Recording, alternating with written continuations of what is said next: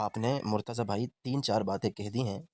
پہلی بات آپ نے یہ کہی ہے کہ باغ فدق جو ہے حضرت فاطمہ رضی اللہ تعالی عنہا کا حق تھا، جس کو سیدنا ابوبکر صدیق رضی اللہ تعالی عنہ نے نہیں دیا، اور یہ کہا کہ سمعت رسول اللہ صلی اللہ علیہ وسلم کہ انبیاء وراثت چھوڑ کر نہیں جاتے، وہ وراثت تقسیم نہیں ہوتی بلکہ صدقہ ہوتی ہے۔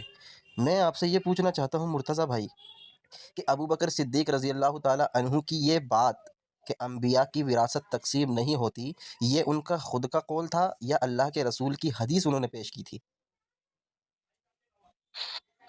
انہوں نے اپنے سے بنایا ہوا تھا، جی، اپنے سے بنایا ہمارے حساب سے جھوٹا دعویٰ تھا، انہوں نے جھوٹی حدیث منسوخ کی تھی۔ درست ہو گیا۔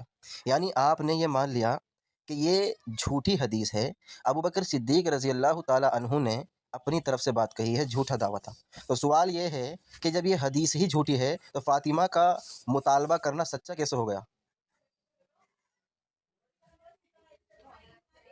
اس سے مطلب آپ کا کہ بی فاطمہ نے جو مانگا وہ غلط مانگا؟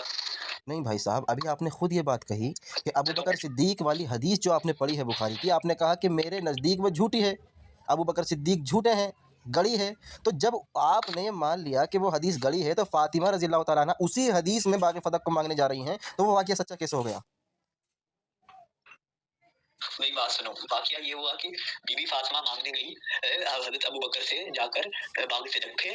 اس کے بعد ابوبکر نے کہا کہ نبی کی کوئی وراثت نہیں ہوتی، جو ہوتا ہے وہ صدقہ ہوتا ہے۔ یہ جو ابوبکر نے کہا ہے نا our property will not be inherited but I will leave is صدقہ، یہ جھوٹی بات ہے۔ باقی بی بی فاطمہ دربار میں گئی اور دربار میں ان کو حق نہیں ملا۔ جی دیکھیں، یا تو آپ جو ہے جان بوجھ کر ایسا کر رہے ہیں یا آپ سمجھ چکے ہیں، اس کا جواب نہیں دے رہے۔ جب آپ نے کہہ دیا کہ میں اس حدیث کو جھوٹا مانتا ہوں، تو جب حدیث ہی جھوٹی ہے تو واقعہ سچا کیسے ہوا کہ حضرت فاطمہ رضی اللہ تعالیٰ عنہ نے ابوبکر صدیق سے مطالبہ کیا تھا؟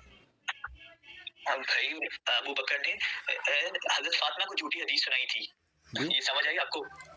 حضرت فاطمہ کو جھوٹی حدیث سنائی تھی کہ نبی کی کوئی وراثت نہیں ہوتی، جو ہوتا ہے وہ صدقہ ہوتا ہے۔ بالکل درست۔ اب مجھے اتنا بتا دیں کہ اگر ابوبکر صدیق رضی اللہ تعالیٰ صبر جی، اب آپ مجھے اتنا بتا دیں کہ جب یہ بات واضح آپ نے کر دی، ابھی تو میں انشاءاللہ ابوبکر کے علاوہ دیگر صحابہ سے بھی اس حدیث کو دکھاؤں گا انشاءاللہ۔ اب اتنا بتا دیں کہ ابوبکر صدیق اگر جھوٹ بول رہے تھے تو حضرت فاطمہ رضی اللہ تعالیٰ عنہ نے کیوں نہیں کہا کہ ایسی کوئی حدیث ہے ہی نہیں رسول اللہ سے، آپ جھوٹ کہہ رہے ہیں؟ کیا یہ بات فاطمہ رضی اللہ تعالیٰ عنہ سے ثابت ہے کہ انہوں نے کہا کہ آپ جھوٹے ہیں؟